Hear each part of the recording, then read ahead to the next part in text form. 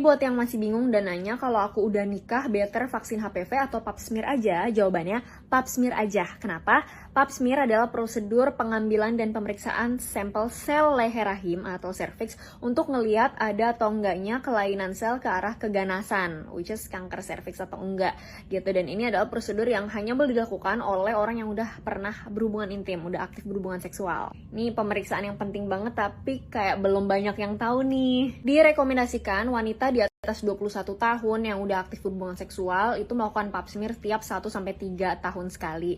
Nah, untuk usia 30 tahun ke atas, lakukan pap smear dan HPV test itu setiap 5 tahun sekali. Tapi kalau pap smear doang 3 tahun sekali nggak apa-apa. Dan kalau kalian mengalami gatal-gatal pada vagina, kemerahan, nyeri saat buang air kecil atau saat berhubungan intim, ada luka, benjolan, ruam, lecet atau kutil, pembengkakan, bau yang tidak biasa, keputihan yang berlebihan atau perubahan pada keputihan seperti warna, bau, atau tekstur yang nggak biasanya. Dan ini nih yang penting, hasil pap smear itu bisa positif, bisa negatif. Ketika hasilnya negatif, ya artinya saat dicek, saat diambil sampel, tidak ada lesi prakanker, atau nggak ada kelainan. Dimana bukan berarti setahun atau 2 tahun kemudian bakal tetap negatif. Nah, karena HPV ini butuh waktu lama untuk berkembang hingga mengakibatkan adanya kelainan. That's why hasil negatif pun harus tetap di follow up, rutin dilakuin setiap 3 tahun sekali. Dan ketika hasilnya positif, bukan berarti juga langsung pasti kanker cervix. Bisa jadi di tahap CIN berapa. Intinya untuk pembacaan hasil itu harus langsung konsul dengan dokter kalian masing-masing. Jadi kalau ada yang nanya, aku belum aktif berhubungan seksual, boleh nggak pap smear? Jangan, Beb. Better vaksin HPV aja sebagai pencegahan, karena vaksin adalah pencegahan dan pap smear adalah deteksi dini.